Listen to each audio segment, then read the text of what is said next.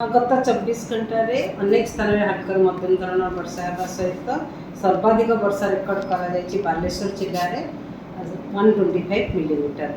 वर्तमान depression Gangetic waste Bengal अच्छी near latitude आमर 22.6 degree north and longitude 87.8 degree east. आउ यही सिस्टम टी पश्चिम दिग को धीरे धीरे गति करने सहित यार तीव्रता डीप डिप्रेशन हिसाब से आज संध्या पर्यंत परवर्ती 48 घंटा धीरे धीरे दुर्बल होकर डिप्रेशन हमार संभावना रही और डिप्रेशन जेनेराली आमर पश्चिम दिग को गति कर झारखंड और नॉर्थ छत्तीसगढ़ देखी यार प्रभाव रे आगामी 48 घंटा ओडिशा रे वर्षा रहिबो। आगामी 24 आवर्स का वर्षा रहिबो। अधिकांश स्थान में नॉर्थ ओडिशा उत्तर ओडिशा रे अधिकांश स्थान में हल्का मध्यम धरण वर्षा रहिबा सहित प्रबल अति प्रबल एवं अत्यंत प्रबल वर्षा होबार संभावना रही। मयूरभंज जिले में प्रबल अति प्रबल गोटे कि दुईटी स्थान में होबार संभावना रही।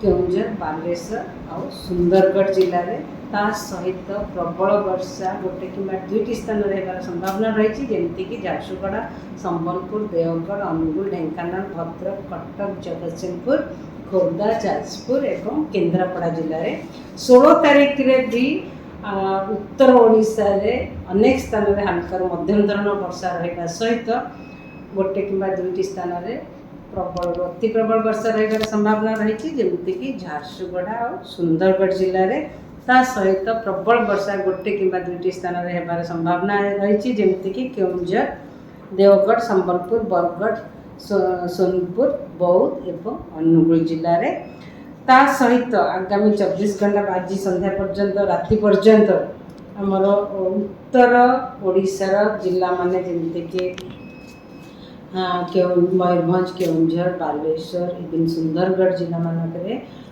वर्षा सहित पवन गति भी रहिबो 50 ରୁ 60 kilometre per hour 10 to 70 kilometre per hour वर्षा रहिबो। उत्तर एक्सट्रीम उत्तर ओडिशार जिला मानक वर्षा सहित पवन भी रहिबार संभावना रही। मोस्टली 50 ରୁ 60 kilometre 10 to 70 kilometre per our आज राति पर्यंत तापर पवन गति धीरे धीरे कमिबार संभावना रही।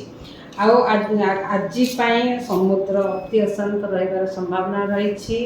काली सकाळ पर्यंत समुद्र रफ रहिबा। आज संध्या पर्यंत राति पर्यंत सकाळ समुद्र अति अशांत रहिबा। काली सकाळ पर्यंत राति ठू नहीं सकाळ पर्यंत समुद्र अशांत रहिबा। सेतिपई मत्स्यजीवी मानक काली सकाळ पर्यंत समुद्र भितर को जीवाको मना अछि।